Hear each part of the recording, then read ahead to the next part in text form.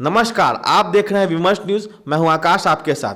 पश्चिमी भारत को green revolution का साथ मिला था। पूर्वी भारत ने भी उससे सबक ली है। पूर्वी भारत ने एवरग्रीन रिवोल्यूशन यानी सदाबहार कृषि क्रांति का रास्ता चुना है और बिहार के कृषि रोड मैप को इंद्रधनुषी क्रांति का आधार पत्र बताया गया है। पूर्व राष्ट्रपति अब्दुल कलाम ने बिहार की खेती में काफी दिलचस्पी ली थी। आइए देखते हैं, राष्ट्रपति द्रौपदी मुर्मू 18 अक्टूबर को पटना आ रही है। राष्ट्रपति पटना, मोतिहारी और गया के लिए आ रही है। चौथा कृषि रोड मैप तो अप्रैल महीने से ही लागू है। राष्ट्रपति के साथ जोड़कर इस कार्यक्रम को कृषि रोड का लोकार्पण कार्यक्रम कहा जा रहा है। राष्ट्रपति द्रौपदी मुर्मू इंद्रधनुषी कृषि रोड मैप के संदर्भ में पटना आ रही है। आइए जानते हैं कितना इंद्रधनुषी है बिहार का कृषि रोड मैप। साथ ही इसके ब्लैक स्पॉट को भी जानते चलते हैं। नीतीश कुमार के गवर्नेंस में एक समय महादलित के सशक्तिकरण की घोषणा थी, तो दूसरी तरफ उन्होंने 7 निश्चय की घोषणा की। नीतीश कुमार के सबसे ताजा तरीन घोषणाओं में बिहार के हर खेत को पानी की गारंटी करना है।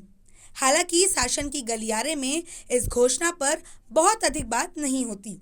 इसी तरह नीतीश ने 2022 के 15 अगस्त को बिहार में 10 लाख रोजगार और अन्य लोगों के लिए रोजगार के अवसर निर्माण की घोषणा की थी। रोजगार का खेती से गहरा संबंध है।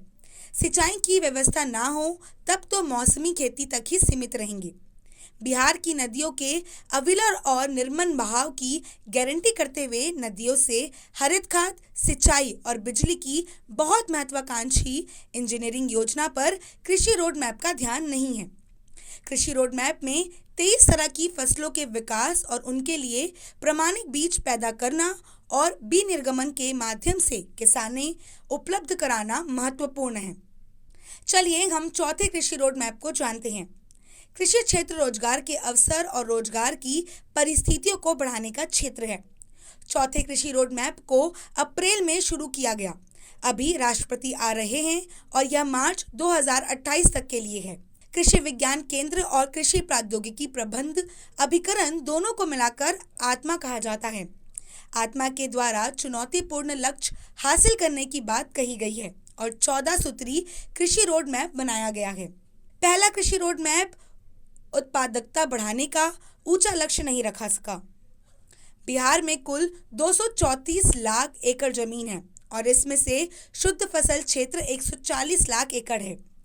खेती पर 1,63,000 करोड़ रुपए का प्रावधान करने का प्रस्ताव है। बिहार के लिए किसान आयोग की घोषणा की गई है। राष्ट्रपति के आने को खेतीहर क्षेत्र के लिए एक अवसर मानकर हम भरोसा कर सकते हैं। बिहार ऐसा प्रदेश बनने जहां ग्रामीण विकास के केंद्र में सदाबहार कृषि क्रांति और इंद्रधनुषी क्रांति की बात रही।